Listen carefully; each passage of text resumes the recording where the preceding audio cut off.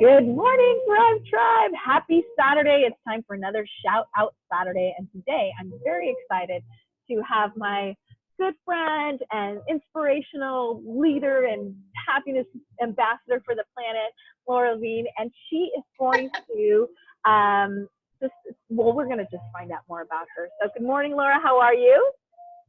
Good morning. That's quite an introduction. Good morning to you.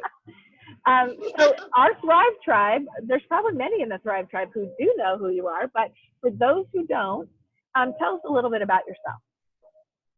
Okay. So I am a happiness coach and a writer and a speaker and sort of a creation junkie.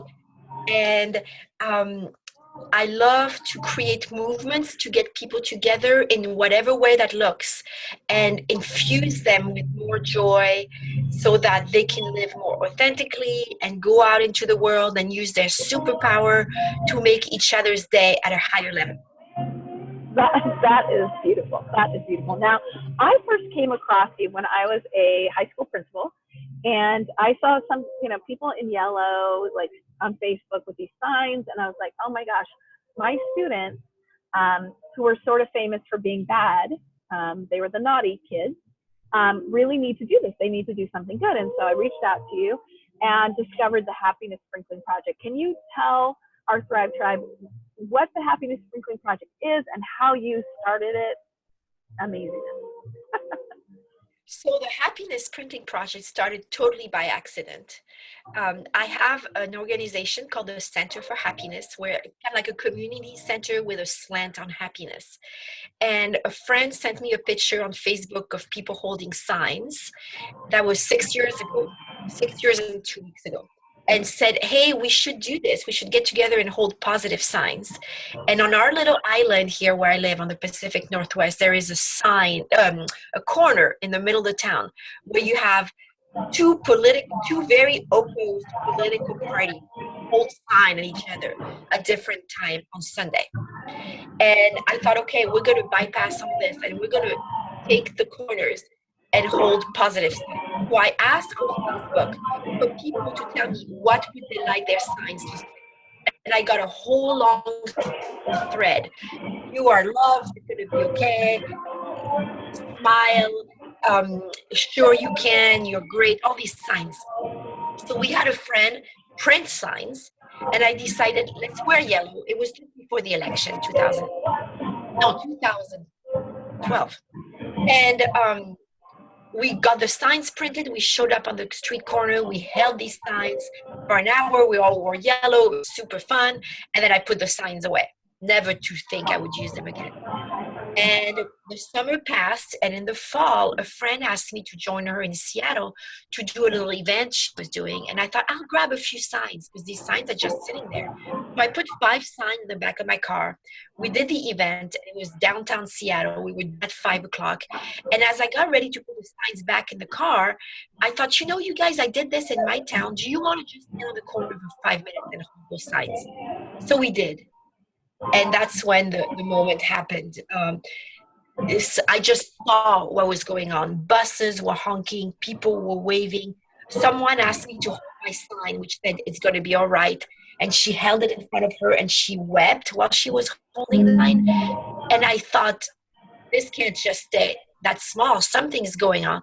So the next day, I invented the Happy Sprinkling Project, by which the signs travel all across the country and into the world now. And people receive the signs, they're happiness ambassadors. They hold the signs up wearing yellow for 1 hour. They pack up the signs and they send them to their next locations. And ever since that day, the signs have been traveling, and you've done a whole lot of work in getting them into the schools. So now we have almost as many schools, if not more, as we have individuals. Wow, that's awesome.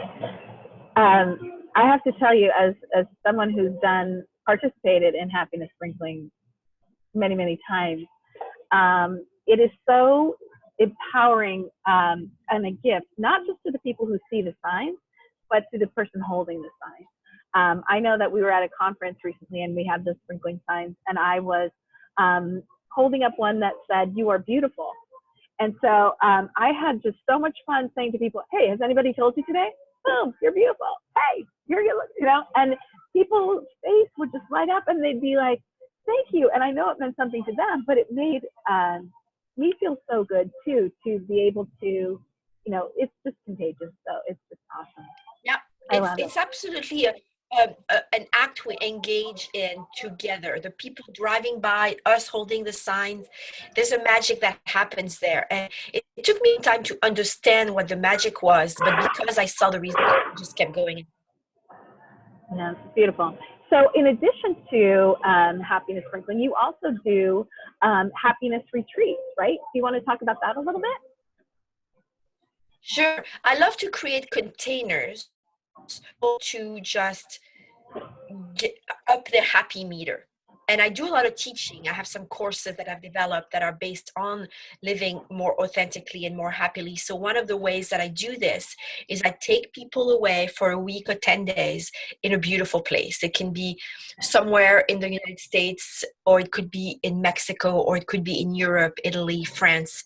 And we do a couple of things. One thing is I share with them my Essential Happiness program. So we have days of class and they learn a lot. And then in between those days, we play. So it could be anything from resting to exploring. I always make sure they have beautiful food, a beautiful home. So there's a lot of nurturing that goes into it, because I think we learn better that way, and a lot of connection between the participants. So it's this mix of vacation, exploration, adventure, and a lot of learning. And they come home with oftentimes very altered, and their life takes a different turn. And some of the places that you do these retreats?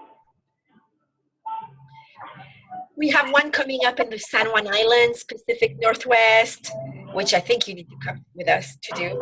And we have Mexico, in a little fishing village in Mexico. We've done Provence in France, Italy.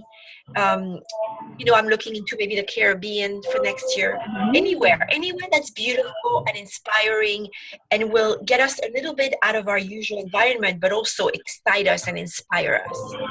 I love that so much. That is awesome. Okay, so I want to ask you just a couple of other little questions. So what is one on your bucket list that you haven't done yet, but you have got to do this thing? Okay, so I never really had a bucket list. And then I realized a couple of weeks ago, I went to see the Eagles in concert. And halfway through the concert, I had this feeling in me that said, I'm complete. That's it. I'm still high from it. So I guess I must have been on my bucket list. So I had that.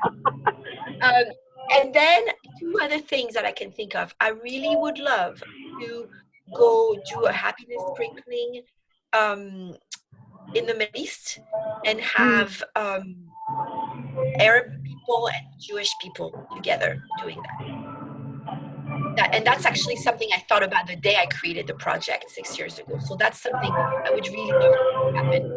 And then the other thing is I would like to be in Alaska for the middle of December and for the middle of June. I want to experience a whole day of dark and a whole day of night. Wow, that's really cool. I've never even thought of that before. See? So if you do that, maybe I'll go with you. We'll have a little happiness retreat there. A retreat. We'll do a retreat there. I love it. Yeah. Okay. So the next question is, you have obviously traveled all over.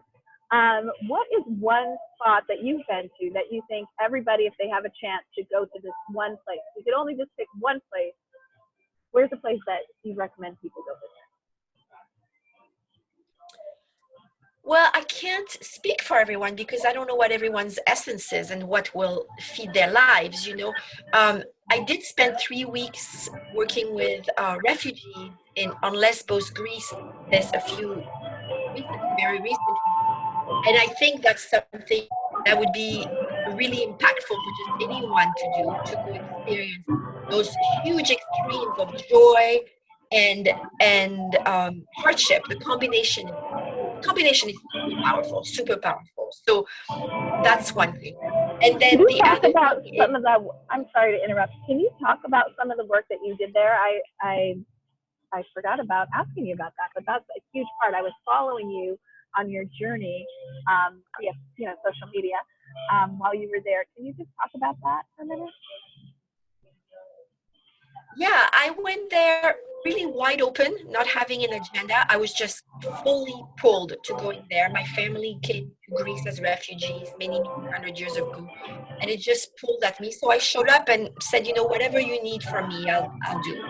Um, and what I ended up doing was a lot of different things. One of them is we put up a board in the community center where people write and still do. I get images every week of them filling out the board, which is pretty amazing considering that it's a place. I did a lot of work with different people and continue to do it as I'm here. So anything from serving food to doing translation for the lawyer, asylum lawyer. I did a lot of that, which was really hard. Playing with the kids and I taught part of my course to the volunteers It's because just the amazing. volunteers are really Yeah, tough. it's amazing, Yeah, it was extraordinary work. amazing. Really. Were you going to mention one other place before I go on to the next question? Did you want to say one other place? The Mediterranean. Everybody should swim in the Mediterranean. But maybe that's just me. maybe you have that special place in your heart for the Mediterranean. But I think I do too. I would love to go. Okay, what are 3 words that best describe your strength? My strength. 3 words. Spirituality. My strength. Spirituality, joy, and resilience. Beautiful. I love it. Okay. Well, can I put a 4th one in there? Can I sure, sneak in a 4th one? It's my show. I can make up any one I Creativity. want. Creativity. Okay, creativity. All right. So last question. Don't overthink. Just say whatever pops into your mind. If you could teach the world just one thing, and the world is listening right now, what do you want them to learn? That we all have a superpower and that we don't need to be educated, rich, or even speak a particular language. We have the power to make each other's day better, simply with a smile, a word, a touch, a second of attention. And I think that we forget that often, and we think that we don't have the resources where we do. Just as we are who we are, just like this, we have a superpower, and it's an enormous superpower. And I would love for us to use it. I love it. Thank you so much. And thank you for just being an extraordinary human. Laura, you are truly an inspiration, and I appreciate you being on the show. And in the comments, I'll post all the links to Laura's website and Happy to Sprinkle website and a whole bunch of other juicy stuff. So you can check in the comments. You can say hi to Laura. She'll say hi back, and we can all connect and feel belonging and cultivate connection, because that's what the Thrive Tribe is all about, right? So thank you so much. Have a wonderful rest of the day. And I have a free. Oh, go ahead. Go. I was going to say I have a free happiness crash course on my website.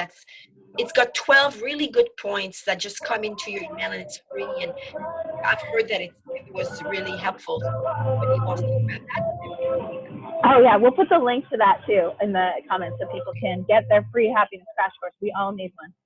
So thank you again. Everybody have a great rest of your day. We'll see you next Saturday for another shout out. Peace.